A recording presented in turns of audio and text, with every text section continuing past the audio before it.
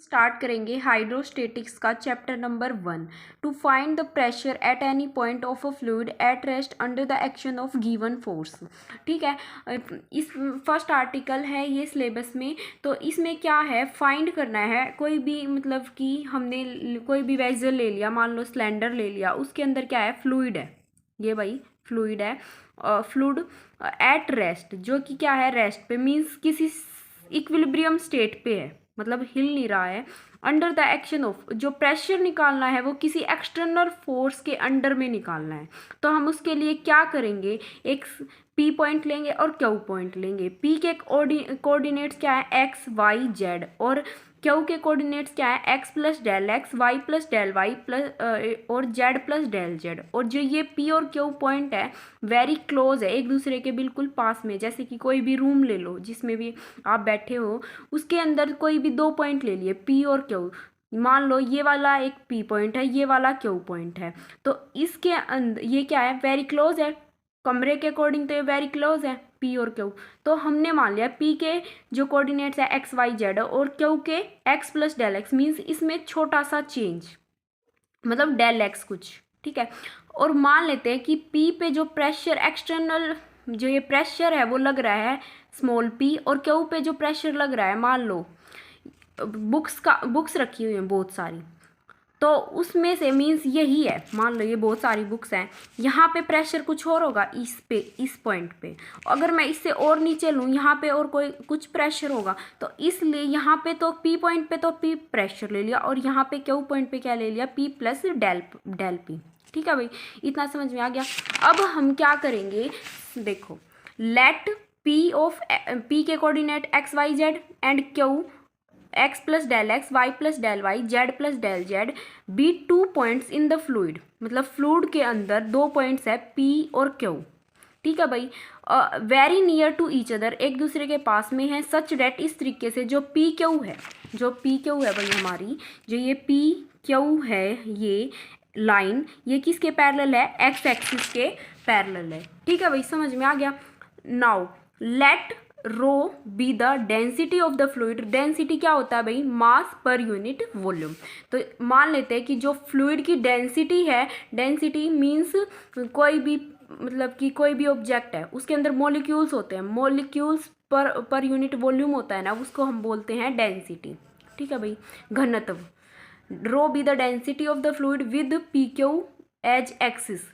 हम P Q को axis मान के describe a thin cylinder, thin cylinder को डिस्क्राइब करेंगे, जैसे कि हमने पिछले लास्ट में जो डायग्राम था उसमें देखा था, ऑफ स्मॉल थिकनेस, जिसकी थिकनेस स्मॉल होगी। Consider the equilibrium of fluid inside the cylinder. हम क्या करेंगे कि उसको मान लेंगे कि जो वो सिलेंडर है वो इक्विलिब्रियम में है, मतलब कि जो फ्लूइड है उसके अंदर, सिलेंडर के अंदर, वो क्या है, इक्विलिब्रियम में, मीन्स वो सेम है, मतलब हिल नहीं रहा है, मतलब ऐसे ऐसे नहीं, बिल्कुल कॉन्स्टेंटली यहाँ रखा हुआ है। Let P be the P and P plus del P be fluid pressure at P and Q respectively. Means P पे तो पी प्रेशर में ले लेंगे स्मॉल पी, और क्यू पे P small P plus del P. ठीक है भाई, let alpha be the cross section of the cylinder. Alpha क्या मान लिया, देखो भाई, ये थिन सिलेंडर मान लिया, ये वाला देखो भाई, पी और क्यू पॉइंट है, पी क्यू को एक्सिस मान के हमने एक सिलेंडर ड्रॉ किया जिसकी स्मॉल थिन थिकनेस है। ठीक है, तो हम क्या करेंगे, पी, इस पी पॉइंट पे तो स्मॉल पी प्रेशर ले लिया, इस क्यू पॉइंट पे P plus del P pressure ले लिया। तो जो इसके अंदर जो फ्लूइड है वो क्या है, इक्विलिब्रियम है, मीन्स हिल नहीं रहा, बिल्कुल कॉन्स्टेंटली यहाँ रखा हुआ है। ठीक है, उसके बाद हमने क्या एज्यूम किया, जो ये रो है इस फ्लूइड की डेंसिटी है रो। ठीक है, और फिर उसके बाद हमने क्या किया, जो ये क्रॉस सेक्शन है ना, ये हमने अल्फा मान लिया। तो इस पॉइंट, जो इसका मास होगा इस सिलेंडर का, मतलब पर यूनिट मास, वो क्या होगा, let alpha be the area of cross section of cylinder. Mass of cylinder क्या होगा, मास क्या होता है, mass is equal to density into volume. तो डेंसिटी तो हमने क्या मानी थी, रो, और अल्फा क्या है इसका भाई, क्रॉस सेक्शन, इनटू में लेंथ होगा, वो क्या हो जाएगा, वॉल्यूम। अल्फा क्या, क्रॉस सेक्शन, डेल एक्स क्या है उसकी लेंथ, मतलब पी और क्यू के बीच में जो डिस्टेंस वो कितना था, डेल एक्स। ठीक है। तो ये हो गया भाई मास ऑफ द सिलेंडर। हम क्या करेंगे, एक्सटर्नल फोर्स के जो एक्सटर्नल फोर्स लग रहा है इस सिलेंडर के ऊपर, वो उसके कंपोनेंट्स मान लेंगे, capital X, capital Y, capital Z be the components of external force per unit mass. मतलब एक यूनिट मास के ऊपर है जो ये एक्सटर्नल फोर्स के जो ये कंपोनेंट हैं वो पर यूनिट मास के ऊपर है along x Y z axis. X Y z axis के along force along x axis निकाले तो वो क्या होगा, अभी टोटल मास इतना है रो अल्फा डेल एक्स, और मतलब मान लो 1 किलो है, तो उस पे उसके अकॉर्डिंग जो फोर्स के कंपोनेंट मान लो तो x है, तो 4 किलो के अकॉर्डिंग कितने होंगे 4x, तो उसी के अकॉर्डिंग मास, टोटल मास कितना है ये, और इनटू में ये x।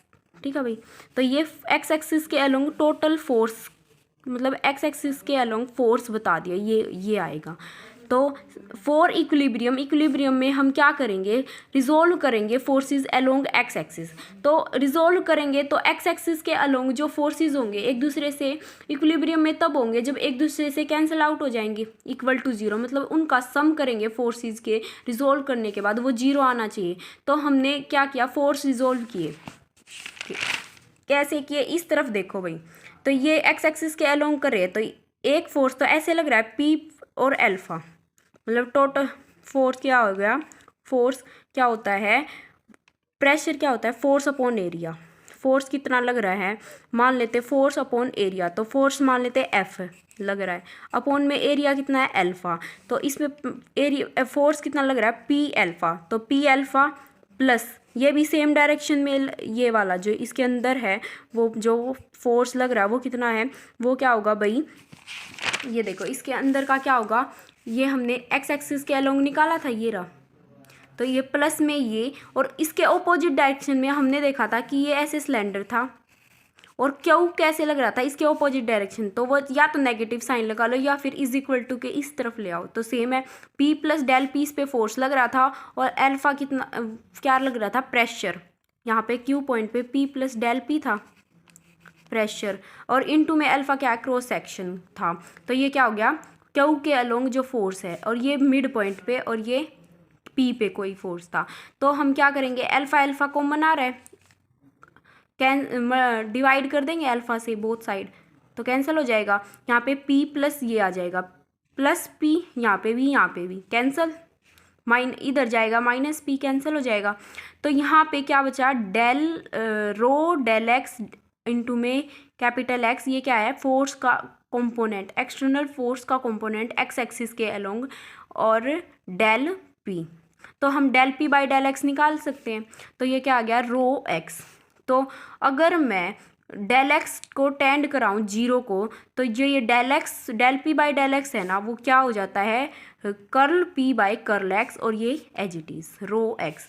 तो सिमिलरली हम curl P by curl Y rho Y, और ऐसे ही इसका निकाल सकते हैं। फिर उसके बाद नाउ डिफ्रेंशिएट करेंगे पी को with respect to x Y z, means P का टोटल डिफ्रेंशिएशन करेंगे, तो ये क्या आएगा d P curl P by curl x into d x, curl P by curl y d y, curl P by curl z d z. तो यहाँ पे हम जो वैल्यूज़ निकाली थी वो हम सब्सटीट्यूट कर देंगे, रो एक्स डी एक्स, इनकी जगह ये वैल्यूज़ निकाली थी वो सब्सटीट्यूट किए हैं बस। तो ये d P is equal to rho x d x plus y d y z d z, this gives the pressure inside the fluid. तो अगर मैं इसको इंटीग्रेट कर दूँ ईजिली हम प्रेशर निकाल सकते हैं इनसाइड द फ्लूइड के इनसाइड, मतलब जो अंदर था ना सिलेंडर के अंदर, वहाँ पे हम प्रेशर निकाल सकते हैं।